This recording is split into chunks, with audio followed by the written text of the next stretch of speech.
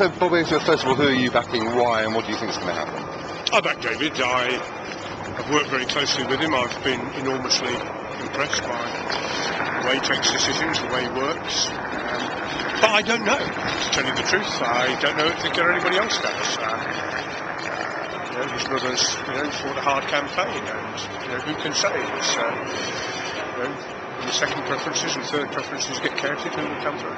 What do you think will be the top priority for the new leader, whoever it is? Well, they've got to stamp their mark. They've got to be distinctive, and they've got to talk not only to the Labour Party, as they've been obliged to do for this last now 4 months, but they've got to speak to the country, because there is, a growing concern about some of the coalition policies, and we've got to capitalise on that. We've got to present ourselves as a credible alternative as quickly as possible if we're going to get back into government. And that is one area of difference between the Miliband brothers. It's not just a beauty contest. I mean, Ed Miliband seems more reluctant than David to tackle the deficit issue by cutting. He seems to want to put more emphasis on taxing.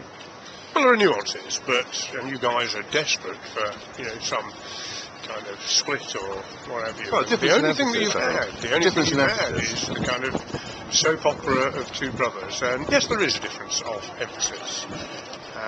But I think they're both perfectly capable people, and they'll both lead the Labour Party very well. So I hope David wins it. That's why he has my support. But if Ed does, he'll have my allegiance. There is a possible scenario where David could win the MPs and the MEPs. He might even win the constituency parties, but Ed comes through and wins with the backing of the trade unions. And we've heard about, GMB putting Ed Miliband literature in with their ballot papers and so on and so forth. Would that cause a problem if you have a leader who does not have the support of the majority of his MPs and has been in effect put there by the trade unions? I doubt it. I think that there will be a will to get behind the new leader, whoever that person is, and I think the new Labour Party the new parliamentary Labour Party is enormously progressive as well. A lot of new members coming in, some very capable people.